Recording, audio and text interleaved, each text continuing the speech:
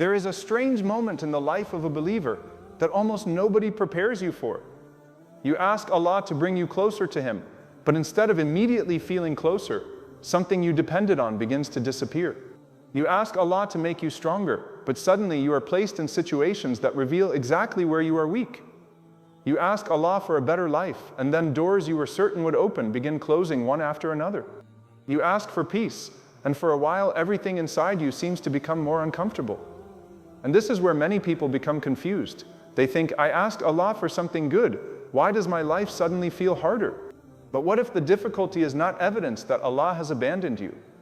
What if some of the things breaking around you are breaking because they cannot accompany you into the person Allah is teaching you to become? What if the season that feels like a reduction is actually preparation for elevation? Not every painful experience means that Allah is elevating someone. We do not know the unseen, and we should never treat hardship as a guaranteed announcement of our spiritual rank. But the Quran repeatedly teaches us that trials can purify, awaken, strengthen, redirect, and raise a believer when they respond with patience, repentance, prayer, and trust in Allah. Sometimes Allah changes your circumstances, and sometimes before He changes your circumstances, He changes you. That process is not always comfortable. There are versions of you that cannot enter the next chapter. There are attachments that have become too powerful. There are habits that are quietly weakening your heart. There are people whose approval has become too important. There are dreams you have started worshiping emotionally without realizing it. There are fears that control decisions Allah wants you to make with courage. So Allah may allow a season in which everything you thought was holding you together is tested, not to destroy you, but to show you what was truly holding you together. And if you are walking through a painful season right now, listen carefully to these 7 signs. Because sometimes what feels like Allah is taking your life apart is actually Allah teaching your heart how to stand at a level it could never reach while depending on everything else. Sign 1. Allah removes what you leaned on. One of the most painful forms of spiritual growth begins when something you leaned on too heavily is suddenly no longer available.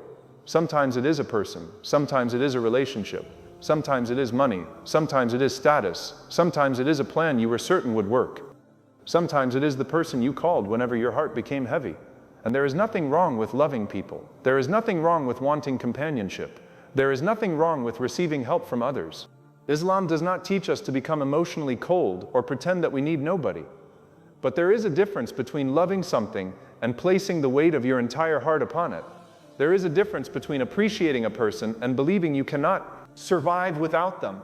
There is a difference between using the means Allah has given you and forgetting the one who created those means. Sometimes we do not realize how dependent we have become until the thing we depend upon starts moving away.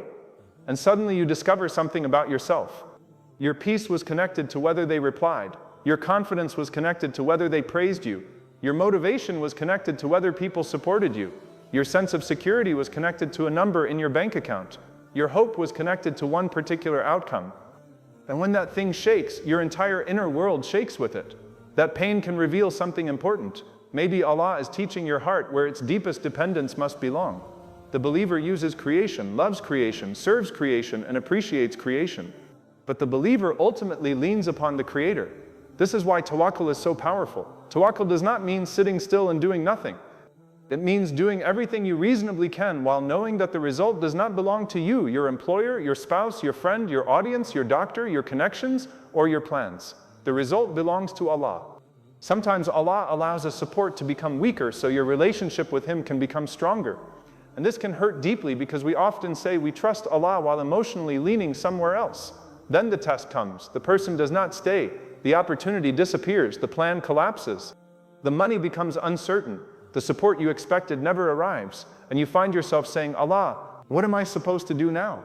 Perhaps one of the most beautiful answers your heart can learn is, turn to me, not because people are worthless, not because relationships do not matter, but because people themselves are weak. The person you depend upon has fears of their own. The person you expect to save you is also asking Allah to save them from something. The person you think controls your future cannot guarantee what will happen to them tomorrow. Allah alone is Al-Wakil, the one upon whom the believer can ultimately rely. Sometimes elevation begins when Allah teaches you that the branch you were holding was never the tree. People may be branches. Your career may be a branch. Money may be a branch. Your plans may be branches. But Allah is the one who created the tree, the earth beneath it, the rain that feeds it, and the strength in your hand that allows you to hold it. So when something you leaned on is removed, do not immediately interpret removal as rejection.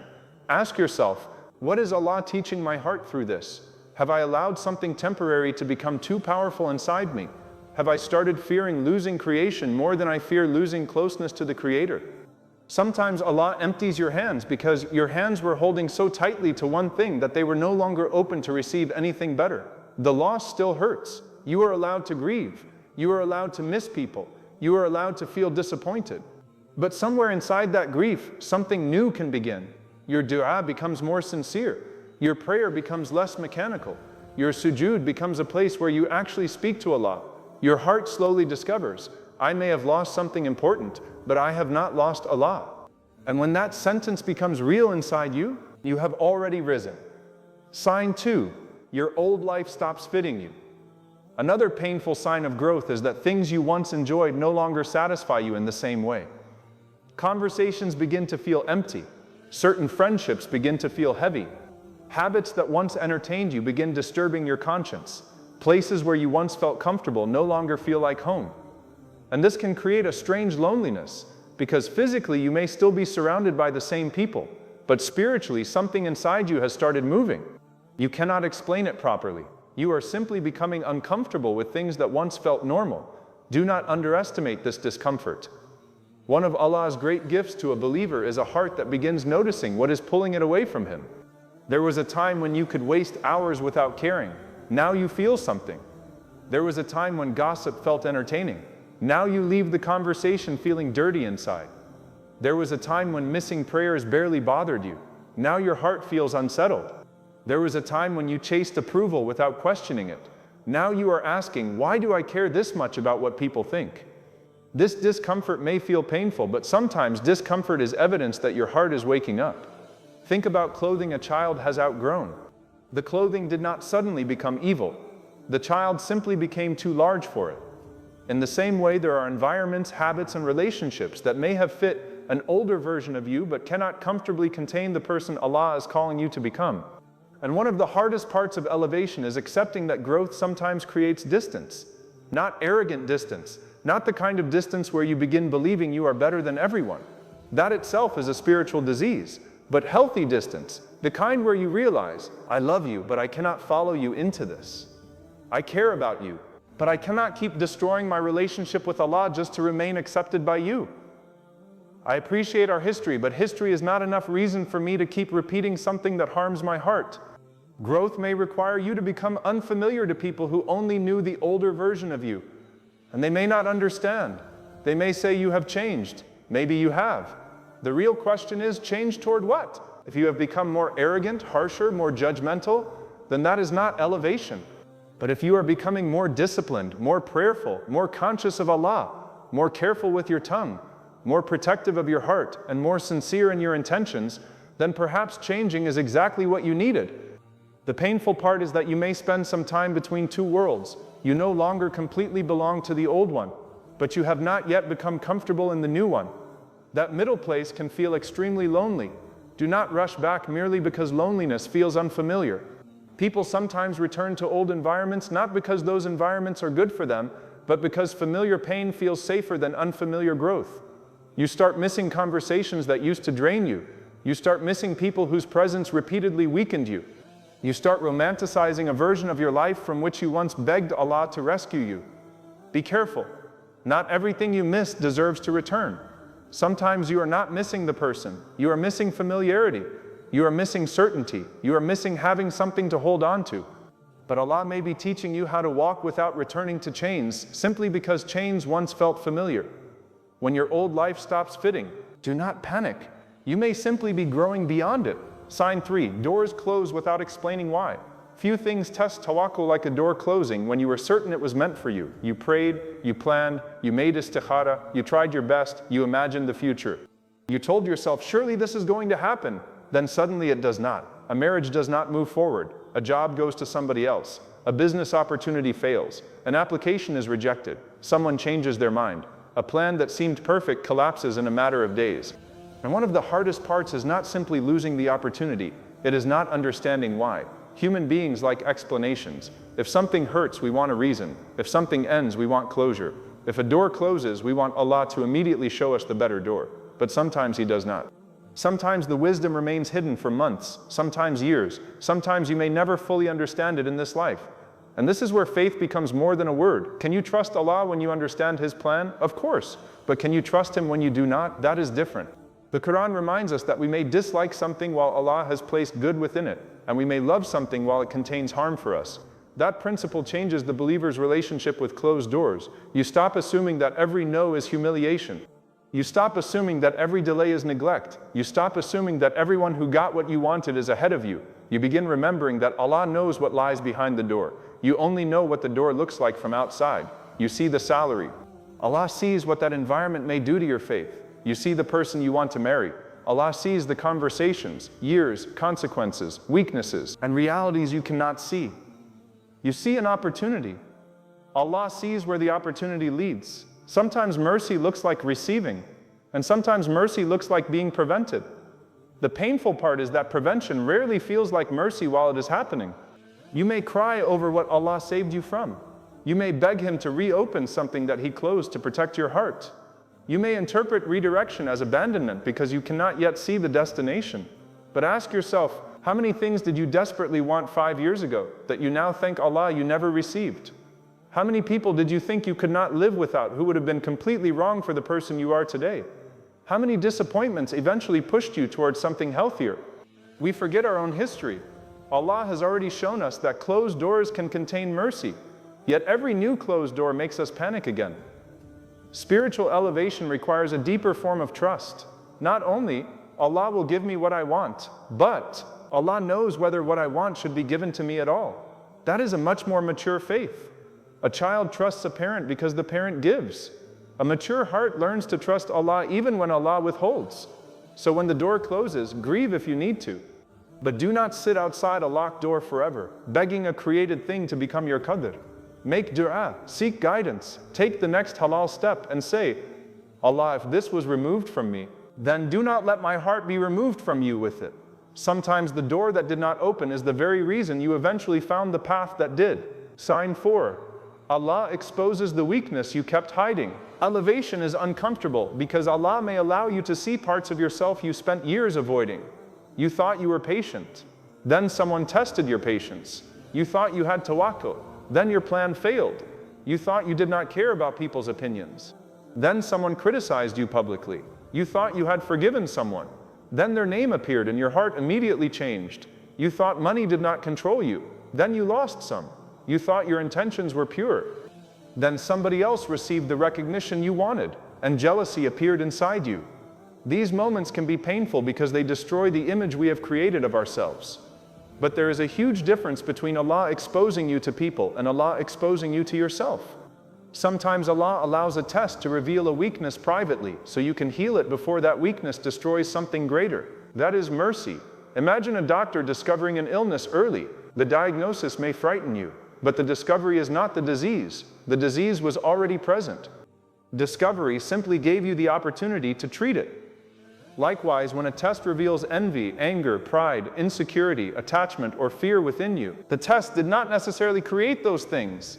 The test exposed them, and what is exposed can be worked on. This is why difficult people can sometimes become unexpected teachers, not because their behavior is acceptable, not because you should tolerate abuse. Islam does not require you to remain in harmful circumstances unnecessarily, but difficult encounters may teach you things about your own heart that peaceful circumstances never revealed. That person showed you how quickly anger controls your tongue. That disappointment showed you how easily your hope becomes attached to outcomes. That criticism showed you how much your identity depends on approval. That success someone else received revealed jealousy you did not know was living inside you. And once Allah shows you the wound, you have a choice. You can defend it, or you can treat it. Some people spend their entire lives defending their weaknesses. That is just how I am. I have always had a bad temper. I cannot forgive. I need people to reassure me. I always compare myself. No. You may have struggled with something for years, but that does not mean you must build your identity around it. The believer is always becoming, always repenting, always polishing, always returning. Allah does not ask you to arrive perfect. He asks you to keep returning sincerely. So if this season has shown you an uncomfortable truth about yourself, Do not waste the revelation. Perhaps Allah did not show you your weakness to shame you.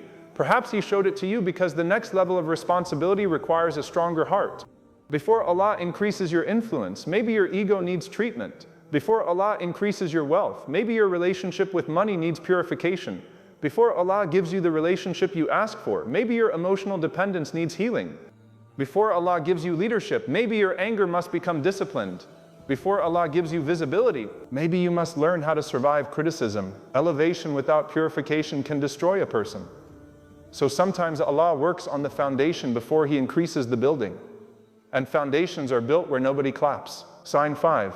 You are forced to wait while others move. Waiting becomes especially painful when everybody around you seems to be receiving what you asked Allah for. You wanted marriage. Someone younger gets married. You wanted children. Another announcement appears. You wanted financial stability. Someone you started with becomes successful before you. You wanted healing. Someone else's recovery seems faster. You wanted an opportunity. Someone with less experience receives it. And now the test is no longer simply waiting. The test becomes watching.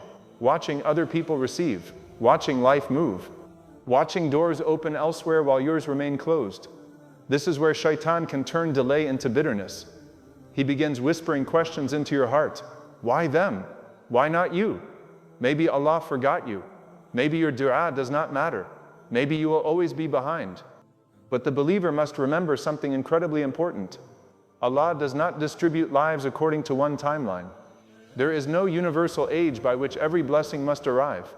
There is no race in which somebody else's marriage means your chances become smaller. Someone else's rizq does not come out of your portion. Someone else's success is not evidence of your rejection. Allah is not limited. The one who opened a door for them did not lose the ability to open one for you. And sometimes waiting is not empty time. Waiting is training. The delay may be teaching you emotional maturity. The delay may be removing desperation from your decisions. The delay may be helping you learn a skill you will later need.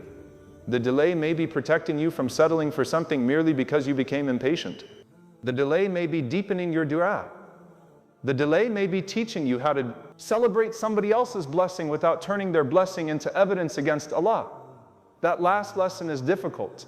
Can you say Alhamdulillah when somebody receives exactly what you wanted? Can you make sincere dua for their blessing to continue? Can you see their good news without allowing it to become a courtroom in which you put Allah's wisdom on trial? That is spiritual growth. Because envy says, why did they receive? Faith says, Allahumma barik for them, and Ya Allah, I still trust you with me. Waiting can elevate a person because it strips away entitlement. You slowly stop saying, I prayed, therefore Allah owes me this exact outcome. And you begin saying, I prayed because Allah is worthy of being called upon. I will keep asking, keep acting, keep hoping, but I know that Allah is my Lord and I am His servant. There is great dignity in that surrender. And understand this carefully. Surrender does not mean you stop asking. Ask beautifully, ask repeatedly, ask for the impossible. Wait for tahajjud, make dua and sujood, work toward the goal, seek halal means. But do not let the delay convince you that your entire life is delayed. While you are waiting for one thing, hundreds of gifts are already surrounding you. You still breathe. You still have opportunities to repent. You still have Quran available to you. You still have moments in which Allah allows you to call His name. Do not postpone gratitude until one particular prayer is answered. Sometimes the person who is waiting is being elevated through the very patience they wish they no longer needed. Sign 6. People begin misunderstanding your growth. Not everybody will understand the version of you that is trying to become closer to Allah. Some people benefited from your lack of boundaries, so when you develop boundaries, they call you difficult. Some people liked you when you constantly explained yourself, so when you become quieter, they call you arrogant. Some people were comfortable when you followed the crowd. So when you begin protecting your prayer, your character, your time, or your modesty, they say you have changed too much. This hurts especially when the misunderstanding comes from people you love. Because part of us wants spiritual growth without social discomfort. We want to obey Allah and still be understood by everybody. We want stronger boundaries while nobody becomes offended. We want to stop people-pleasing while everyone continues liking us. But sometimes those things cannot coexist. There are moments when doing what is right may disappoint someone who preferred the older version of you. And this is where intention becomes extremely important. Do not become rude in the name of growth. Do not become judgmental. Do not start speaking as though everyone around you is spiritually inferior. The closer you come to Allah, the more humility should appear in your character. Real growth should soften you, not make you unbearable. But humility does not mean having no boundaries. You can be gentle and still say no. You can forgive someone without giving them unlimited access to hurt you again. You can love family while refusing to participate in what displeases Allah. You can respect people without surrendering your conscience to them. And sometimes elevation requires becoming comfortable with being misunderstood. The Prophet Muhammad, peace and blessings be upon him, was misunderstood, mocked, rejected, and accused by people around him, despite calling toward truth with the greatest character. So the goal cannot be universal approval. It is impossible. If you live for applause, you will constantly adjust yourself according to whichever crowd is standing closest to you. One group praises you, so you move toward them. Another group criticizes you, so you change direction. Eventually, you no longer know who you are. But when your heart becomes anchored in seeking Allah's pleasure, people still matter, but their opinions stop becoming your compass. Listen to advice. Accept correction. Never assume every criticism is jealousy. Sometimes people see mistakes you genuinely need to fix. But learn the difference between sincere correction and pressure to become a version of yourself that makes other people comfortable. If becoming more disciplined causes some people to misunderstand you, stay gentle. If leaving sinful environments causes some people to criticize you, stay respectful. If refusing gossip makes people think you are boring, let them. If guarding your prayer means leaving the gathering for a few minutes, leave. If protecting your heart means not returning to a relationship that repeatedly destroys your peace, do not return simply to prove you are kind. Allah may be teaching you to live with a quieter heart, a heart that asks less, what will everybody say? And asks more, will Allah be pleased with the direction I am taking? That is elevation, not becoming above people, but becoming less controlled by people. Sign 7, you stop needing everyone to see your struggle. There is a stage of pain where you want everybody to understand. You want people to know how badly you were hurt. You want the person who wronged you to finally admit it. You want someone to acknowledge everything you carried. You want recognition for how patient you were. You want people to see the nights you cried, the sacrifices you made, and the battles you fought silently. This desire is human. Being unseen can hurt. But one of the deepest changes that can occur inside a believer is when being seen by Allah begins to feel sufficient. You still appreciate kindness. You still value people who listen. You still seek help when you need it. But you no longer need to broadcast every wound in order to believe the wound mattered. You stop chasing closure from someone who refuses to understand. You stop rewriting paragraphs trying to explain your heart to a person committed to misunderstanding you. You stop trying to prove to everyone that you were the good person in the story. You stop needing every sacrifice to receive applause. Something becomes quiet inside you. You begin saying, Allah knows, and those two words become enough. Allah knows what you intended. Allah knows what you endured. Allah knows what happened when nobody else was in the room. Allah knows the apology you deserved but never received. Allah knows how difficult it was for you to remain silent. Allah knows the temptation you walked away from. Allah knows the nights you wanted to give up but still prayed. Allah knows the tears you wiped before entering the room so nobody would ask questions. Allah knows. And when that certainty settles into your heart, people lose some of their power over you. You no longer need them to validate every experience. This does not mean injustice should always remain hidden. Islam permits seeking justice, protection, counsel, and support. Silence is not always the correct response to harm. But there is a difference between seeking justice and becoming emotionally imprisoned by the need for everybody to agree with your version of events. Sometimes people will never understand. Sometimes the apology will never come. Sometimes the person who hurt you will continue believing they did nothing wrong. If your healing depends upon their awareness, they still control your healing. But if you can eventually place the matter before Allah and say, Ya Allah, you saw it, you know it. Guide me, protect me, correct me where I was wrong, and give me justice in the way you know is best, then the heart begins to breathe again. Perhaps this is one of the greatest forms of elevation. You become more private with Allah. Your best deeds need less announcement. Your pain needs less public confirmation. Your repentance becomes more sincere because it is between you and Him. Your dua becomes deeper because you are no longer performing your relationship with Allah for people. There are moments of worship nobody knows about. A quiet sadaqah, a hidden tear, 2 rak'ah while everyone sleeps, an apology made only because you feared Allah, a sin you could have committed but walked away from when nobody would have discovered it. These private victories may never make you important in the eyes of the world, but perhaps they are among the moments that make you precious in the sight of Allah. And that brings us to the truth behind all 7 signs. Elevation does not always look like getting more.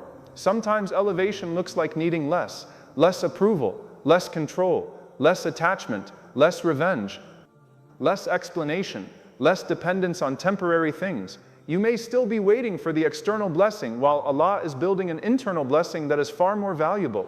A heart that can lose something without losing Allah. A heart that can wait without turning bitter. A heart that can be misunderstood without becoming cruel.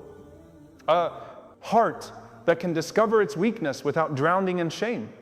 A heart that can watch doors close and still believe Allah is good. A heart that can outgrow an old life without becoming arrogant toward the people still living there. A heart that can stand when what it leaned upon disappears. That is not a small transformation. So if you are in a painful season, do not rush to label yourself abandoned, and do not automatically label yourself elevated either. Instead, ask the more useful question: what is this trial producing inside me? Is it bringing you closer to Salah or pushing you further from it? Is it making your dua deeper? Is it teaching you patience? Is it exposing something you need to repent from? Is it teaching you to depend upon Allah? Is it making you kinder to other struggling people?